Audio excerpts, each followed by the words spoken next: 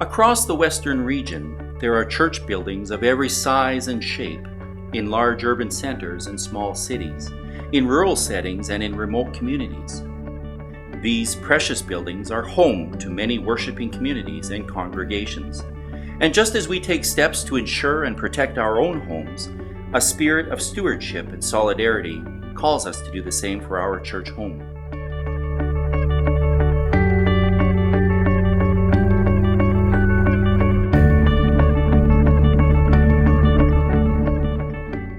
In 1997, 20 Episcopal corporations banded together to purchase property insurance under one master policy, administered by Asset Protection Insurance Exchange, APEX.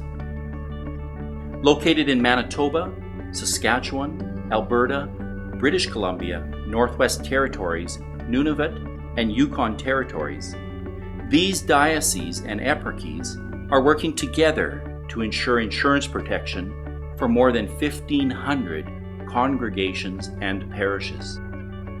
At one time, Catholic dioceses and eparchies purchased their insurance individually, with a wide variety in coverage and premium rates. Larger locations with access to fire protection services were adequately insured at reasonable rates. But remote locations were finding it virtually impossible to arrange affordable insurance coverage.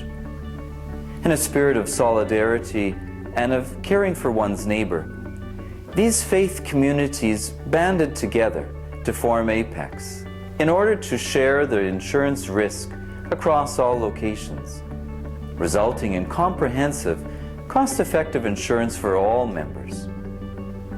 These dioceses and eparchies are firmly committed to APEX as one way to live out the gospel call to care for each other.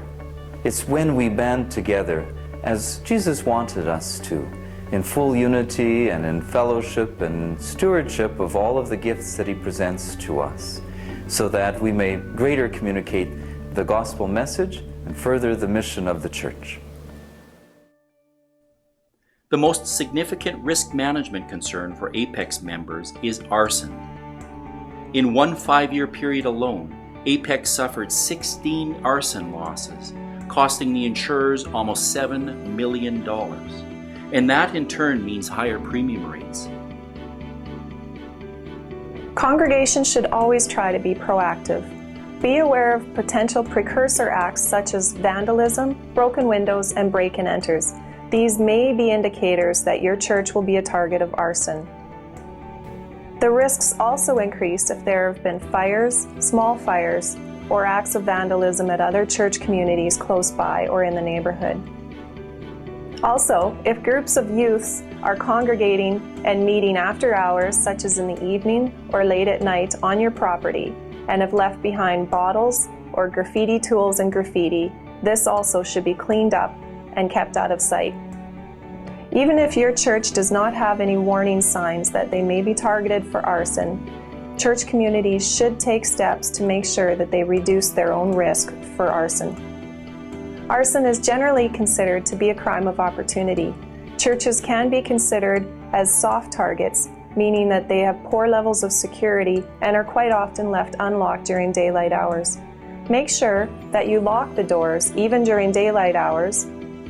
Do not leave flammable materials such as candles, wax, or papers available, or put them in the recycle bin. Also, store your garbage or wood materials away from the building, either in storage or in the garbage.